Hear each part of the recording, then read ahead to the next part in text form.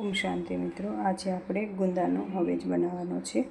તો મેં આ 100 ગ્રામ રાઈના કુરિયા લીધા છે અને આપણે 1 ચમચી મેથીના કુરિયા લીધા છે।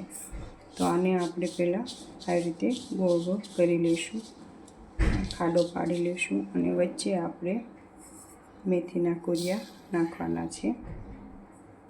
હવે આપણે તેલ ગરમ કરવા મૂકીશું। જો મેં 1 પાવડું તેલ લીધું છે, એને આપણે ગરમ કરી લઈશું। આપણે તેલ ગરમ કરવા મૂકી દીધું છે। જો આપણે ચેક કરવા માટે 1 રાઈનો દાણો નાખ્યો છે મેં એમાં। આજે આપણે આને ગરમ થવા દેવાનું છે। જો આપણું તેલ આવી ગયું છે અને રાઈ નાખી છે, સરસ ફૂટી ગઈ છે। હવે આપણે એ હવેજમાં નાખીશું તેલ। જો આપણે આ તેલ છે એમાં નાખવાનું છે। પહેલાં આપણે એમાં ચપટી હિંગ નાખીશું।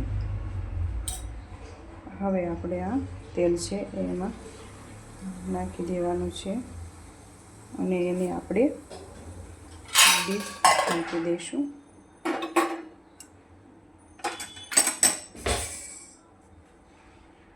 આ રીતે થોડીક વાર પડ્યું રહેવા દઈશું। હવે આપણે ખોલીને જોવાનું છે। હવે આપણે એને મિક્સ કરી લઈએ। એમાં આપણે અડધી ચમચી વરિયાળી પાવડર નાખીશું અને સ્વાદ પ્રમાણે મીઠું નાખવાનું છે। જોકે આ હવેજ છે એટલે એમાં મીઠું ઝાઝું જોશે। અને ચપટી હળદર નાખીશું। તો મીઠું આપણે વધારે નાખીશું તો સારા રહેશે ગુંદા, નકર તો ખરાબ થઈ જાય છે। તો જો આપણે અંદાજે મેં આ 1.5 ચમચી જેવું મીઠું નાખ્યું છે।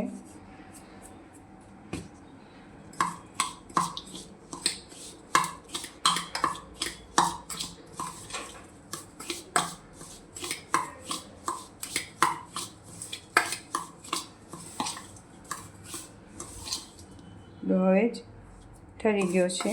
તો હવે આપણે લાલ મરચું પણ એમાં નાખી દઈશું। ગરમ હવેજ હોય તો લાલ મરચું નથી નાખવાનું, ઠરે પછી નાખવાનું આપણે।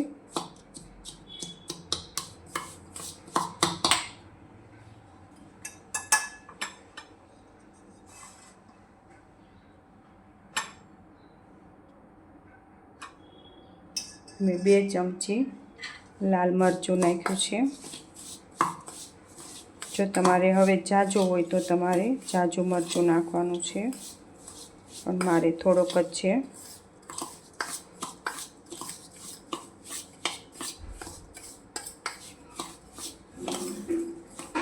એમ ખ્યાલ ન આવે તો તમે તીખું જેવું ખાતા હોય એવું જ સહેજ ટેસ્ટ કરી લેવાનું।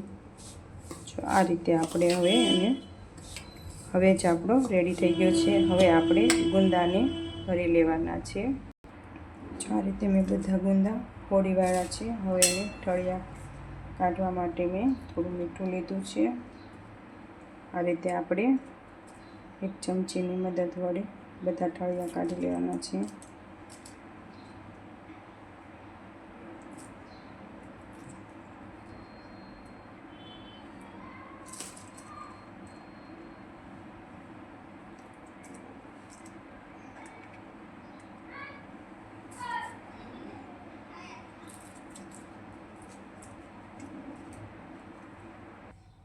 જો આ રીતે મેં બધા ગુંદામાંથી ઠળિયા કાઢી લીધા છે। હવે આપણે એમાં હવેજ ભરવાનો છે। તો આપણે આ હવેજ આપણો ઠરી ગયો છે। હવે આપણે આ બધા ગુંદામાં હવેજ ભરી લેવાનો છે।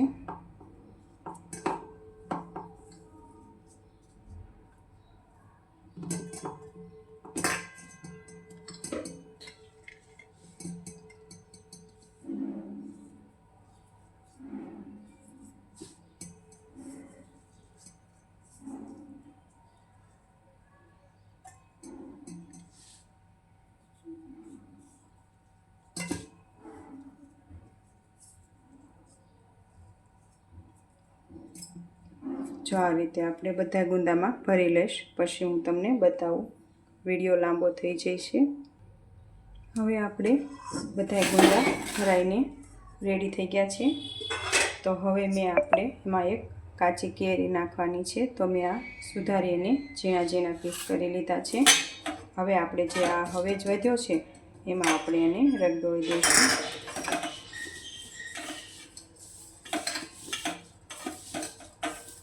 જો આ રીતે આપણે એને મિક્સ કરી દેવાની છે.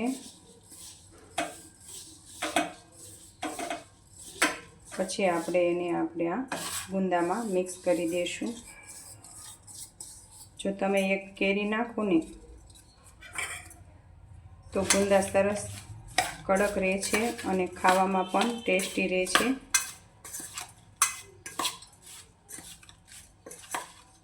જો આ રીતે આપણે ગુંદા કેરીનું અથાણું રેડી થઈ ગયું છે. તમે પણ આવી જ રીતે ગુંદા કેરીનું અથાણું બનાવજો. હવે આને આમનામ 1-2 કલાક સુધી રહેવા દેશું અને પછી આપણે એક કાચની બોટલમાં ભરી લેવાના છે. જો આપણે 2 કલાક થઈ ગઈ છે. હવે આપણે એને આ રીતે કાચની એક મેં બોટલ લીધી છે, એમાં આપણે ભરી લેવાના છે.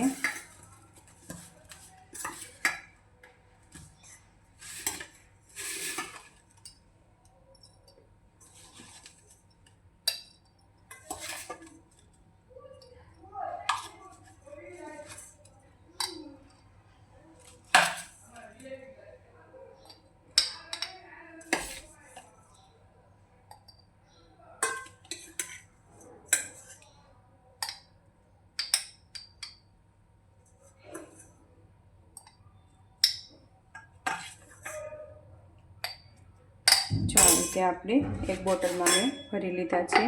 હવે પછી તમારે આ કાચના બાઉલમાં ભરવા હોય તો પણ તમે ભરી શકો છો રેગ્યુલર માટે.